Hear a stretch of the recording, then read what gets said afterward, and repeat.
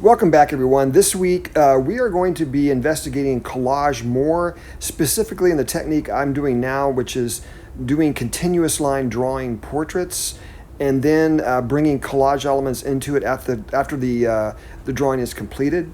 So I'll come in here just a little closer so you can see some of the details, and this is how we'll start.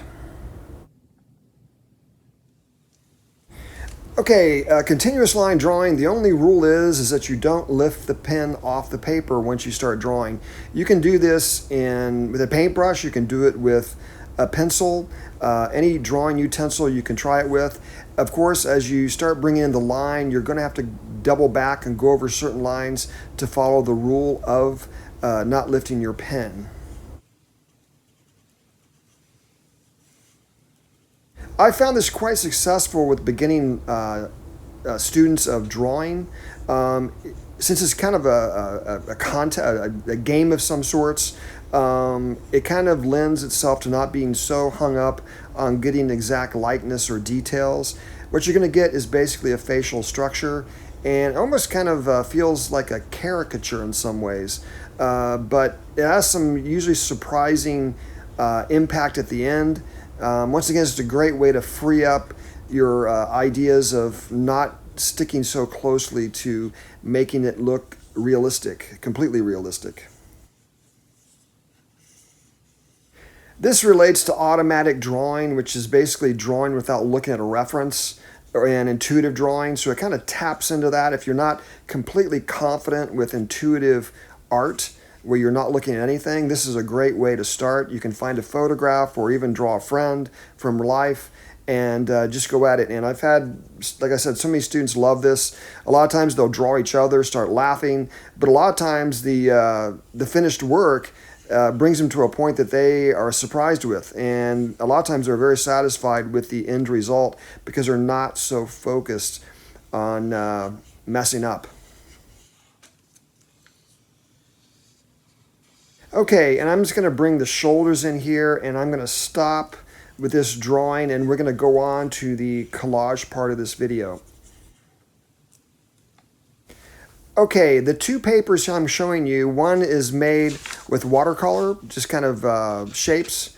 On the right, the one is made of acrylic with dishwashing liquid, where I made bubbles with that. I've talked about that in previous videos. And there's many ways to do collage. I'm going to use paper tears. I also use cutting with scissors as well. And both you can use. I like both. Sometimes I like to mix both of that into the portraits I'm working on at hand. Okay, the drawing I made was done with an acrylic marker. And the glue I'm using is an Avery product, acid-free glue. And I'm just going to go around the beard to begin with, and I'm using a lighter color with the kind of the orangish, yellowish tone I did with the watercolor.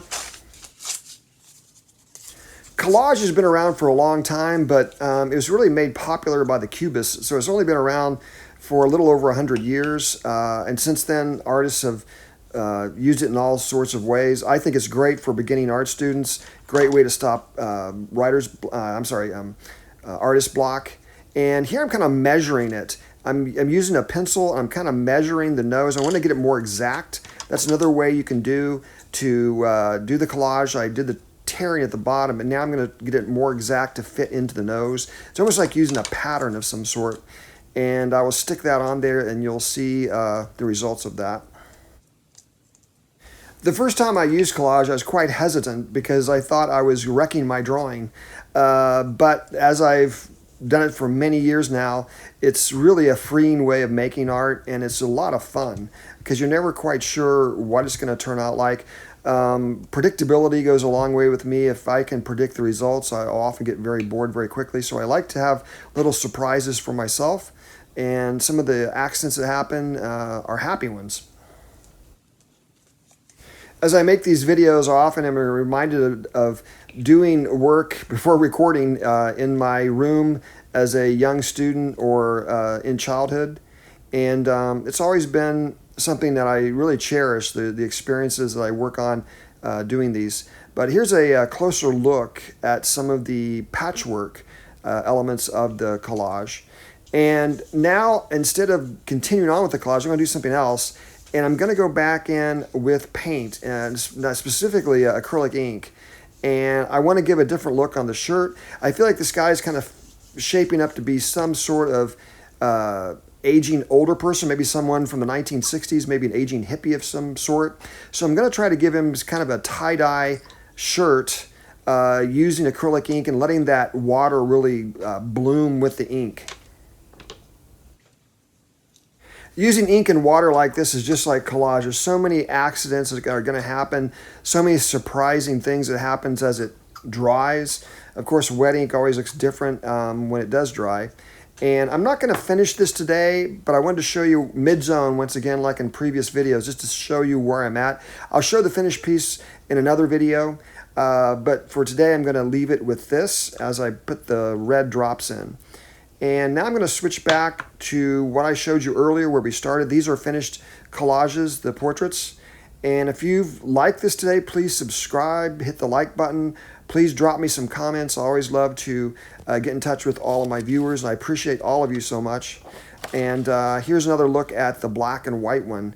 And that was a lot of fun to do. So anyway, I hope you guys have a great week, and I'll see you next week. Take care, everyone.